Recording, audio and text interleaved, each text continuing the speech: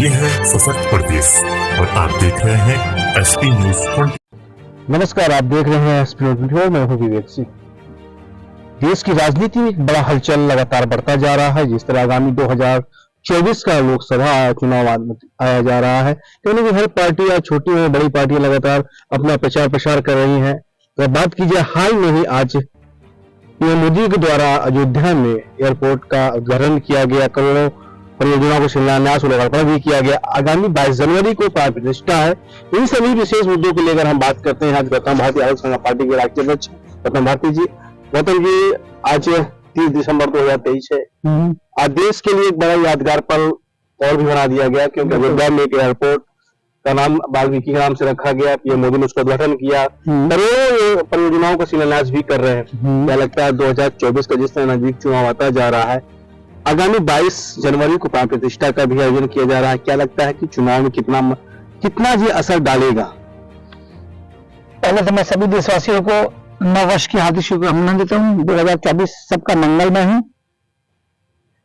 और आपका सवाल है कि मोदी जी के द्वारा बहुत जल्दी शिलान्यास हो रहे हैं, कई सारे ऐसे कार्यक्रमों की घोषणा करी जा रही है, क्योंकि उन्हें मालूम है कि इलेक्शन का समय आ चुका है। वो देश के प्रधानमंत्री नहीं है, वो बीजेपी के प्रधानमंत्री हैं, और उन्हें बीजेपी के लिए जो भी कर सकेंगे करेंगे। देश ने उन्हें पूरे देश की जनता ने उन्हें भारतवर्ष के लिए चुना था। वो स्वयं एक पार्टी के होकर रह गए हैं। पार्टी को लाभ कैसे पहुंचाना, उसके अलावा मोदी जी के पास और कोई काम नहीं है। और रही शिलान्यास की बात, तो बिना जश्न के उनकी सरकार नहीं चलती। देश से मातम फैला रहा है, पर वो जश्न मनाते हैं। एयरपोर्ट का उद्घाटन करा, उस पर भी राजनीति करी उन्होंने, वाल्मीकि जी के नाम से धर के। केवल वाल्मीकि जी के नाम से एयरपोर्ट का नाम धरने से क्या वाल्मीकि समाज का भला कर पाएंगे? वो क्या उनका उत्थान कर पाएंगे? उनके साथ जो नगर निगम नगर निकायों में ठेकेदार लोग जो उनकी तनख्वाह लेकर आधी तनख्वाह केवल उनको देते, इस पे कोई मोदी जी काम कर रहे क्या? कोई भी वाल्मीकि समाज का अगर सफाई का काम करता है, ठेकेदारी प्रथा भी कर रहा है, तो वहां पे ठेकेदार क्या कर रहा है? उनसे एटीएम ले रहा है, उनसे पासबुक ले रहा है, आधी तनख्वाह खुद रख रहा है और आधी उनको दे रहा है। इस पे कभी कोई विचार नहीं करता। शिकायत करने पर मामला टाल दिया जाता है। तो वाल्मीकि जी का नाम केवल वो इस्तेमाल करना चाहते हैं, जो उन्होंने बाखूबी करा। पर मैं कहता हूँ वाल्मीकि समाज बिल्कुल भ्रमित ना हो, क्योंकि ये आपके लिए नहीं, उस एयरपोर्ट से वो पैसा कमाएंगे, वाल्मीकि समाज के लिए चवन नहीं देंगे। और अगर वो वाल्मीकि समाज के लिए उसमें से पैसा निकालते हैं एक राशि, तो वाल्मीकि समाज खुश होगा, वरना फिर वाल्मीकि समाज को जैसा भी लगता हो, ये नाम रखना उनका एक राजनीति है। अब तो पूरा देश कहीं ना कहीं हर्षोल्लास के साथ ये दिनों को यादगार बना रहा है। देश जनता मोदी जी द्वारा या उत्तर प्रदेश सरकार के द्वारा हमेशा कहा जाता है कि जनता के लिए जो दूसरी सरकारें नहीं कर सकी, वो भाजपा ने कर दिखाया। जो रामलला का मंदिर नहीं बना था, आज मंदिर बनवा दिया, सबसे बड़ी देश की उपलब्धि है। चलो, तो बीजेपी ने इस मंदिर को निर्माण कराया, या जिसने बोला जा रहा है कि कोर्ट ने उनको भी इजाजत दे दी मंदिर बनाने, क्या लगता है इसमें? इस मंदिर में जो पैसा लगा है वो देश की जनता का लगा है। एक एक पाई देश की जनता की लगी है। लेकिन जनता ने नहीं कहा था कि ये पैसा सिर्फ आप मंदिर पे लगाओ।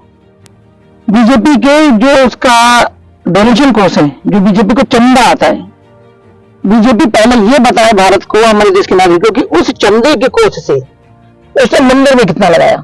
इलेक्शन में तो लगाते हैं, इलेक्शन में भरपूर लगाएंगे अपने लोगों को जिताने के लिए, क्योंकि वो केवल चुनाव की पार्टी है। चुनाव जीतना और गद्दी हासिल करने के अलावा बीजेपी के पास दूसरा मंत्री ही नहीं बचा। चुनाव खत्म होते अगले चुनाव की तैयारी करने वाले कौन होते? यानी कि वो केवल चुनाव वाले लोग हैं, देश के लिए करने वाले लोग नहीं हैं। उसी दौरान उन्होंने चुनाव कर दिया कि देश के सारे ब्यूरोक्रेट्स को अपना गुलाम बना दिया है। और ब्यूरोक्रेट्स को मुझे कहते हुए बड़ा दुख लगा है कि आप लोगों ने एक गुलामी स्वीकार कर ली है, वो भी एक राजनीतिक पार्टी की। आगे जिस तरह से राम मंदिर की घोषणा कर रहे हैं, राम मंदिर बनाने के लिए, राम मंदिर के लिए उन्होंने कहा है कि बड़ा प्रचार चल रहा है कि राम मंदिर का ये प्राण प्रतिष्ठा करेंगे। तो मुझे ये लोगों से एक चीज सवाल करनी है, देश के प्रधानमंत्री से, कि क्या जो रामलला को किसी और समुदाय के लोग नहीं हटा पाए? कोई कोर्ट नहीं हटा पाई, वो फटे टेंट में पड़े रहे रामलला, लेकिन उनको कोई हिला नहीं पाया। तो उन रामलला को हिला के कौन सी प्राण प्रतिष्ठा कर रहे हैं? जिनको कोई हिला नहीं पाया, रामलला जहां स्थापित है, उसी जगह को दोबारा प्राण प्रतिष्ठा करेंगे, ये तो अपमान है। क्योंकि उनकी प्राण प्रतिष्ठा तो उसी समय हो गई होगी ना जब वहां पे मंदिर पहले बनी होगी। तो ये किस हमारे भारतीय संविधान, किस हमारे भारतीय ग्रंथों में लिखा है कि एक ही मूर्ति की 2 बार प्राण प्रतिष्ठा करिए? या फिर मूर्ति की बात की जाए तो मूर्ति में तो अभी कल चॉइस किया गया है सभी लोग सहमति से 5 वर्ष की मूर्ति को दिखाया जाएगा। 5 वर्ष की बालावस्था से राम जो पहले से थी, रामलला की वो मूर्ति वहां थी पहले से, और जो 3 मूर्तियां वहां रखी हुई थी जिसके दर्शन लोग करते थे, 4 लोगों की, राम, सीता, राम दरबार की जो थी स्थिति। अब अगर मंदिर बना तो मंदिर बनने का ये मतलब नहीं कि आप हमारे भावों से खेले, देश की जनता के मनोभाव से खेले। जिसके दर्शन करने पूरी दुनिया आती थी वो मूर्तियां फटाकर क्या करने वाले, या उसका क्या करेंगे? नई मूर्तियां लग रही हैं जो आप चाहते हुए लगेंगे, लेकिन मुख्य लड़ाई तो उस मूर्ति को वहां रखने की थी, उस स्थान की थी। उस स्थान की गरिमा उन्होंने क्या बना के रखी हुई है?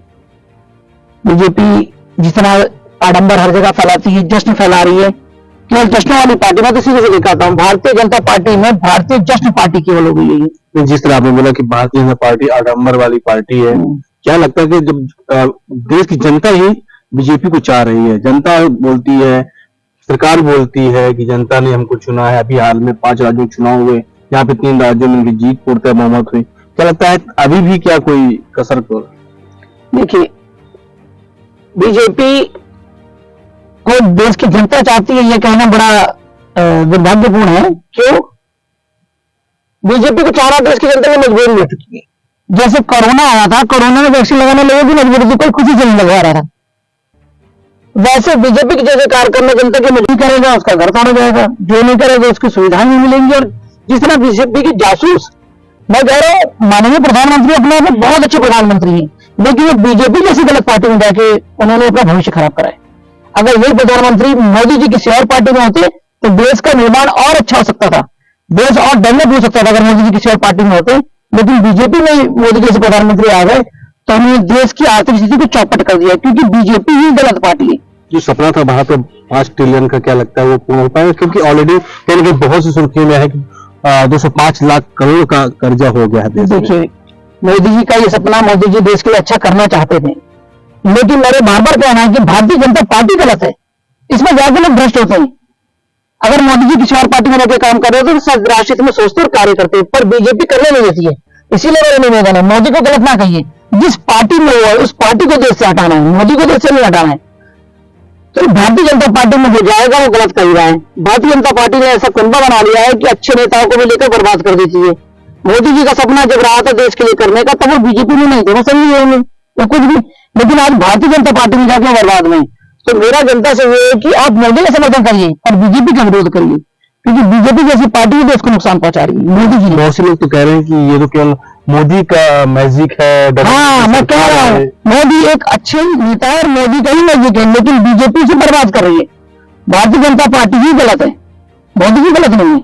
भारतीय जनता पार्टी की नीतियां गलत है, मोदी जी गलत नहीं है। तो अब तो देश में विकसित भारत संकल्प यात्रा भी निकाली जा रही है, ये बीजेपी निकाल रही है। मोदी जी के पास इतना समय कैसे निकलेगा? मोदी जी देश के प्रधानमंत्री, देश के हालात ठीक करने में लगे रहते हैं, लेकिन बोले हाँ निकल गया। मैं बताता हूँ, जबरदस्ती बीजेपी उनको गिरा देती, क्योंकि बीजेपी में जुड़े हुए। बीजेपी क्या करती है? बीजेपी पार्टी क्या करती है? जबरदस्ती मोदी जी को काम में गिरा देती है कि ये करो। बीजेपी अपना प्रचार जबरदस्ती मोदी जी कराती है, बल्कि मोदी जी देश के लिए अच्छा सोच रहे हैं।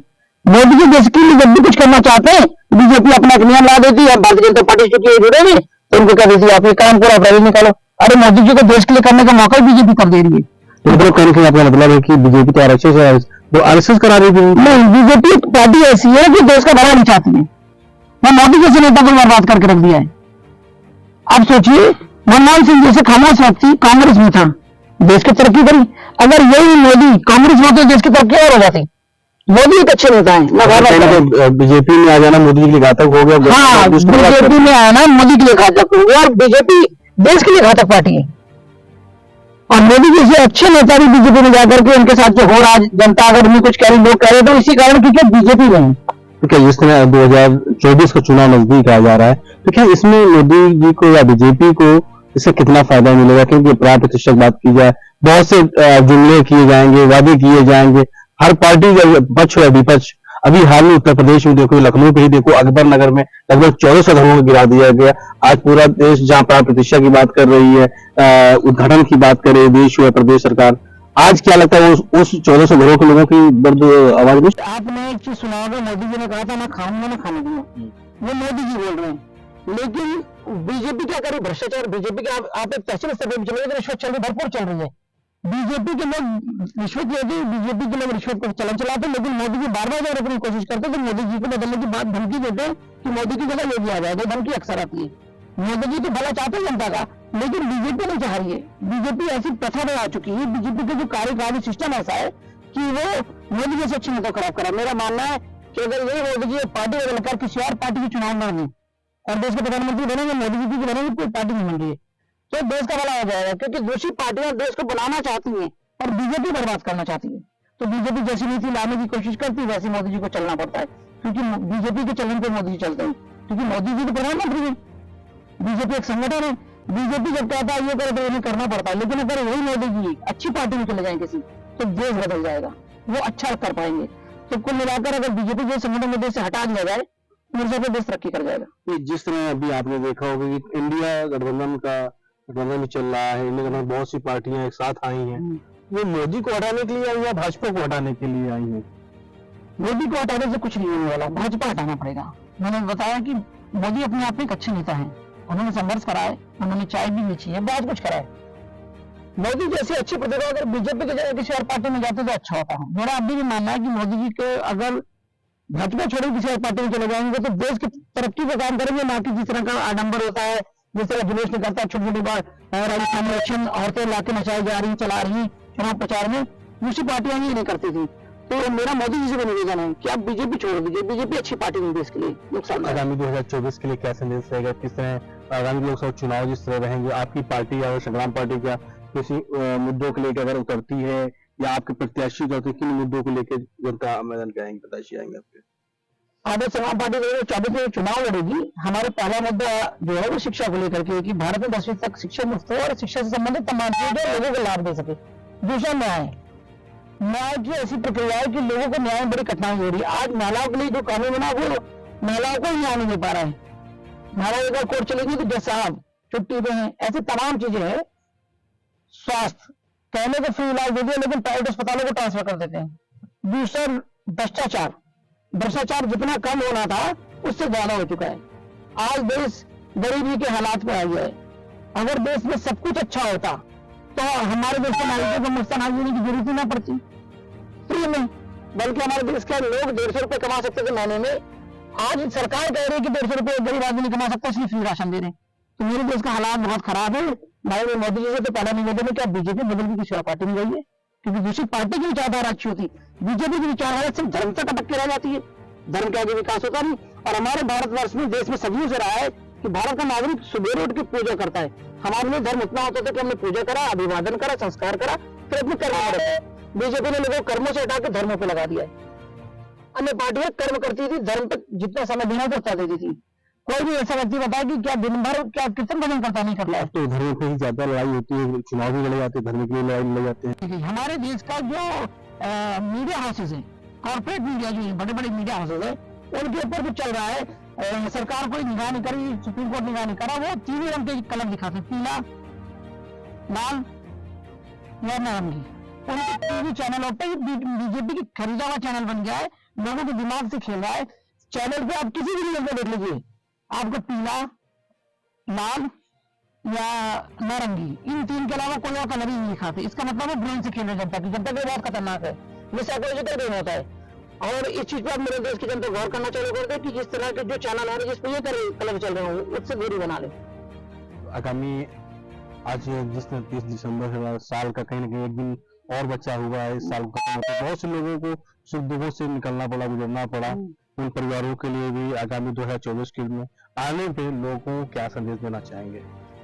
पहला मेरा संदेश है कि मेरे देशवासियों, सबसे पहले आप देश को बीजेपी मुक्त कर दीजिए और माननीय प्रधानमंत्री मोदी से निवेदन करें कि वो किसी पार्टी में जाए, वहां से चुनाव लड़े, वहां से प्रधानमंत्री बने, लेकिन बीजेपी के संगठन को देश से हटना चाहिए। क्योंकि बीजेपी की वजह से आज लोगों की बेरोजगारी बढ़ी, बीजेपी की वजह है।